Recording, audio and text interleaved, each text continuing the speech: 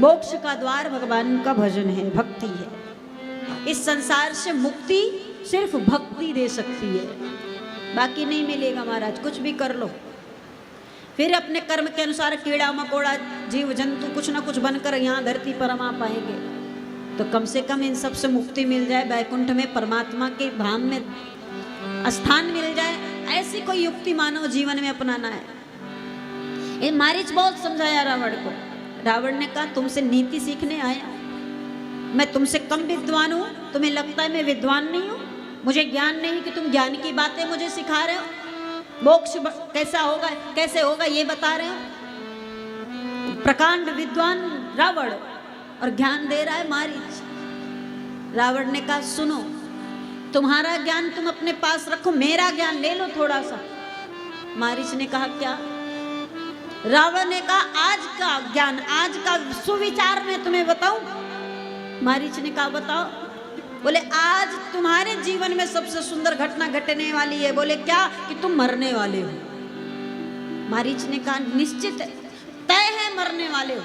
अगर मैं कहूं कि मैं माया मृग बनकर नहीं जाऊंगा तब तो बच जाऊंगा। रावण ने कहा मैंने कहा ना कि मरने वाले हो, आज मरोगे।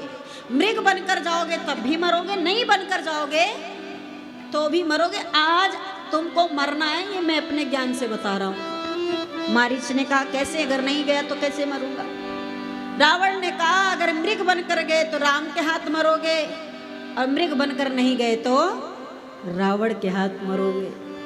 अब मृत्यु तो तुम्हारी तय है, लेकिन विधाता ने तुम्हारे जीवन में कुछ अच्छा, ये राम राम जपे हो ना, इसका पुण्य है शायद कि तुम्हें अवसर दे रहा है, दो में से चयन कर लो किसके हाथ मरो। ये मौका परमात्मा ने दिया है तुमको। ये सबके जीवन में नहीं मिलता है, सबको नहीं प्राप्त होता। अब तुम निश्चित कर लो राम के हाथ मरना है या रावण के हाथ मरना है। मारीच ने विचार किया कि सत्याचारी के हाथ मरूंगा तो फिर से यहीं आऊंगा, और परमात्मा के हाथ मर जाऊंगा तो कम से कम बैकुंठ चला जाऊंगा, दोबारा नहीं आना पड़ेगा। इसके हाथ से अच्छा है कि भगवान के हाथ उद्धार करवा लो। मरना क्या, भगवान तो मारते नहीं, भगवान तो तारते हैं। तर जाऊं जाकर, इसके हाथ से मरने से अच्छा राम के हाथों तर जाऊं। मारीच माया मृग बनने को तैयार। माया मृग, सोने का माया मृग बन करके मारीच आया है। इधर राम जी जानकी जी से बात कर रहे हैं। जानकी जी से कहते हैं कि अब तो राक्षसों से बैर बढ़ गया है,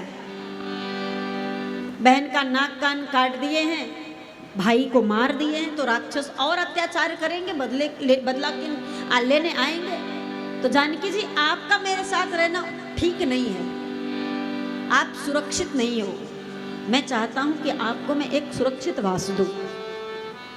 इन राक्षसों से मुक्त रहो, आप दूर रहो आप। इसलिए आपको मैं अग्निवास देना चाहता हूं। हम अपने से दूर नहीं, अपने ही अंदर रखेंगे, बस अग्नि निवास करती रहिए आप, जब तक राक्षसों का विनाश न कर दूं।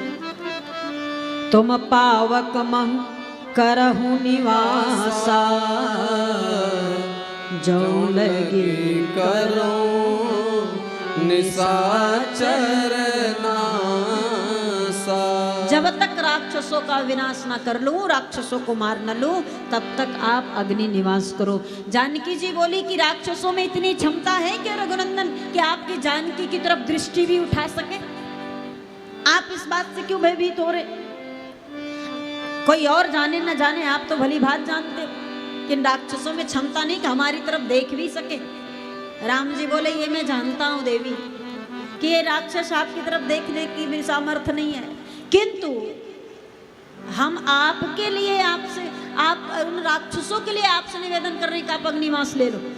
मैया ने कहा राक्षसों के लिए मतलब मैं राक्षसों के सामने खड़ी हो रही हूँ क्या?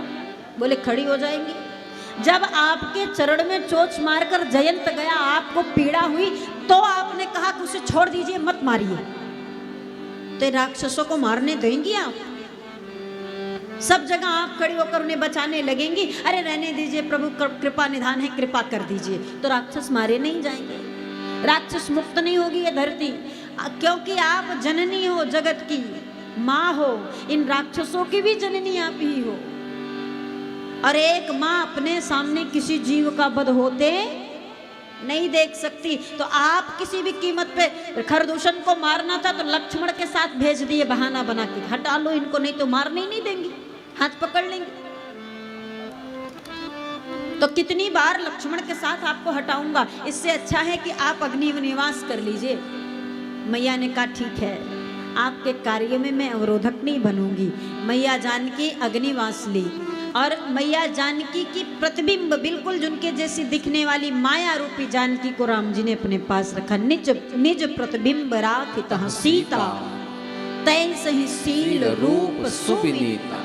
एकदम उनके जैसी ही दिखने वाली, कोई देखकर पहचान न पाए। यहाँ तक कि लक्ष्मण हूँ या हमारा मुना जान, लक्ष्मण जी भी नहीं पहचान पाए कि ये दूसरी जानकी है, हमारी मैया नहीं है।